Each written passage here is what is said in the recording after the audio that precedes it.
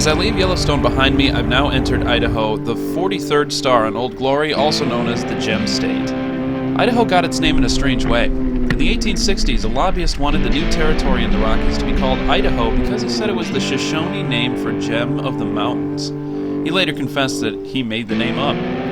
One thing about Idaho that I didn't expect is how flat it was. As it turns out, I've entered the Snake River Plain.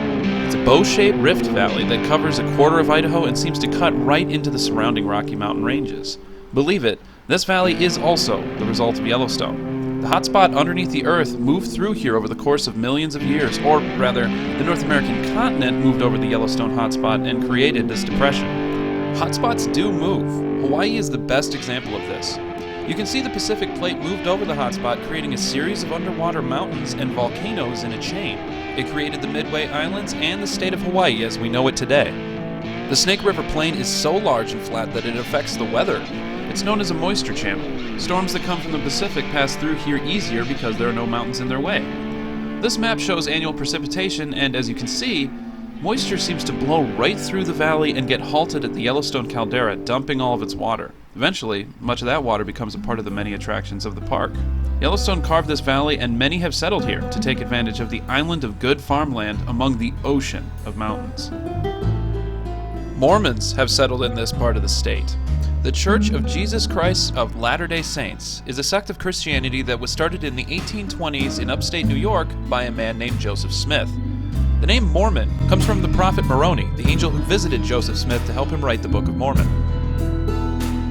The U.S. government and population at large wasn't very fond of them, so many were pushed out west over the course of the last 2 centuries. The majority reside in the state of Utah.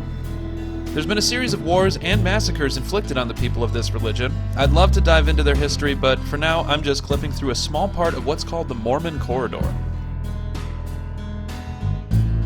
Those are Tetons over there. That's Wyoming technically over there.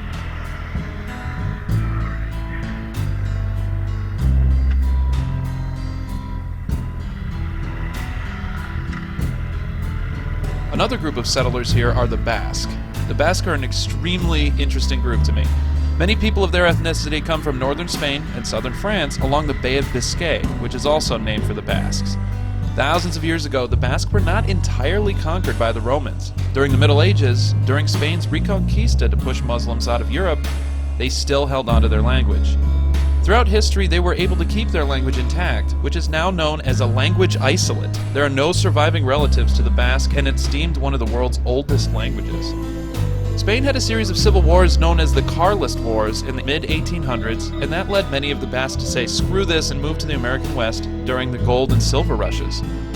The land is mountainous around here, which is what they're used to, and many settled as shepherds. Today, many Basques are assembled into clubs, and there are parades and other events celebrating Basque culture in the American West. The Basque and Mormons are just 2 of many groups that settled in the Snake River Valley. One crop, however, seemed to bring them all together because there's one thing that all Americans can agree on. Idaho is famous for its potatoes. The land here is mountainous, which is perfect for where potatoes naturally come from, the Andes. The Inca Empire originally cultivated the potato before the Spanish introduced it to the rest of the world, my ancestors in Ireland included. Idaho accounts for 1/3 of potatoes in the U.S. During the Great Depression, the Idaho Potato Commission was created to help promote and market the Idaho potato. They are now the most popular brand of potato in the United States. Statewide, the potato is a source of regional identity. The potato helped build Idaho into what it is today.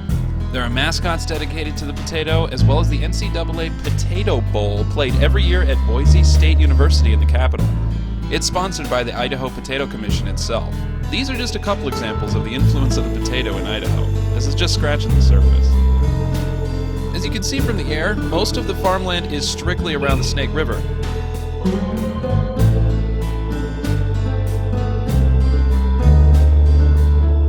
Next, I'll be riding northwest across the desert to reach the Sawtooth Mountains on the other side.